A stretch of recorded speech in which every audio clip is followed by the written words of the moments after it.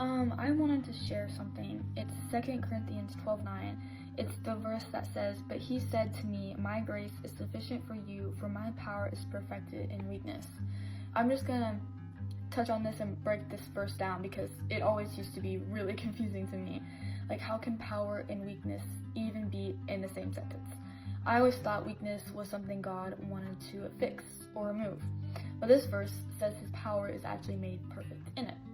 Paul is the one that wrote this, and he was begging God to take something away from him that was called thorn in the flesh.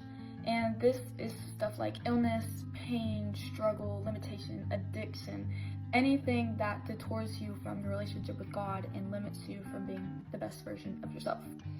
And Paul was expecting God to remove that, and instead, God responds with the verse, "My grace is sufficient for you."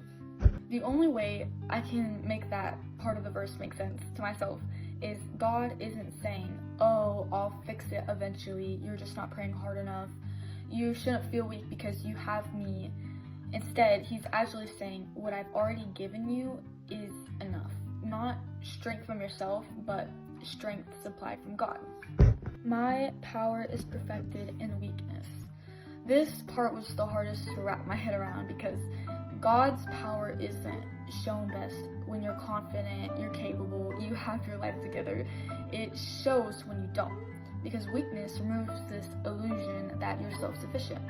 Because when you're weak, you rely instead of perform, you pray instead of pretend, and you trust and give up things for your vulnerability with the Lord. Lastly, this whole meaning doesn't mean glorify suffering. This verse isn't saying weakness is good, pain is fun, struggle should be ignored, because it's not fun and it shouldn't be ignored. It's saying weakness is a doorway to growth, not failure. And the whole verse ultimately changed how I see my weakness. Instead of seeing it as proof that I'm not good enough, that I'm failing, I see it as a place God might actually be working on the most.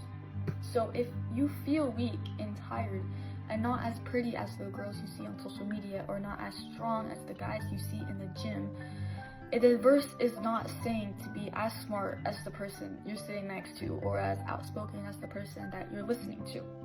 It's trying to tell you that whatever weakness it may be, to stop carrying it alone and give it to the Lord. He will work in your vulnerability and weakness to ultimately make you stronger and a better follower of Christ. But that is my take on the verse. I'm not the best speaker in any way. That wasn't the gift that God gave me. But I just feel like I needed to get that off my heart and share it across social media. But have a blessed day.